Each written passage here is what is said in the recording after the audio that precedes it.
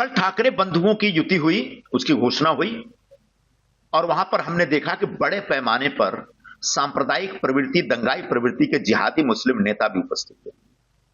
उसके बाद बाहर जब युति हो रही थी तब बाहर मनसे वालों ने पोस्टर लगा रखा था, उत्तर भारतीय गरीब मजदूर जो ठेरी वाले टैक्सी वाले होते उनको डराते हुए कि बटोगे और पिटोगे, तो उनको पीटने की धमकी दी जा रही थी।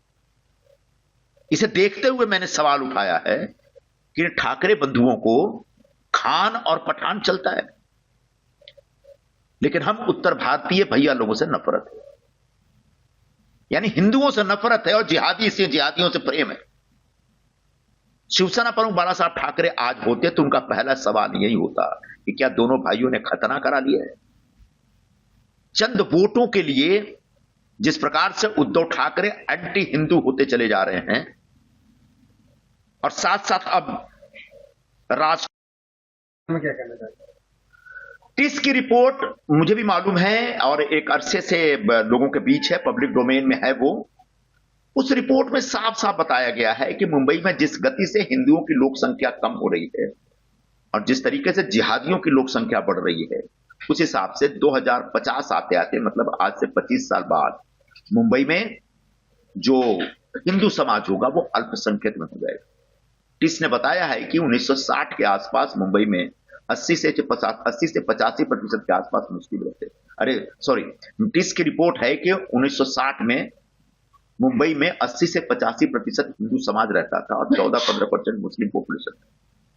लेकिन जिस तरीके से हाउसिंग जिहाद चल रहा है, जिस तरीके से विदेशी अवैध घुसपैठिए हमारे शहर में घुस रहे हैं, बस रहे हैं, उनको बसाया जा रहा है, उस गति से अगर यूं ही अगर जिहादियों का पॉपुलेशन बढ़ता चला गया तो 2050 आते आते हम अल्पसंख्यक में होंगे, वो बहुसंख्यक में होंगे। और इस खतरे से मुंबई को बचाने के लिए शिवसेना बीजेपी के साथ मुंबई के हिंदू समाज को खड़ा होना पड़ेगा। क्या उसका सपोर्ट करेंगे? मुझे नहीं मालूम, तो उनका अंदर का मामला है, लेकिन ये अपने आप में बड़ा प्रश्न है। एक तरफ मनसे वाले उत्तर भारतीय समाज को गाली दे रहे हैं और दूसरी तरफ उबाठा वाले उत्तर भारतीय समाज को पुचकार रहे हैं, तो बहुत बड़ा विरोधाभास है ना। सच है कि दोनों भाई जिहादियों के जाल में फंस गए हैं, इसलिए उनको हिंदू समाज की एकता तोड़नी है।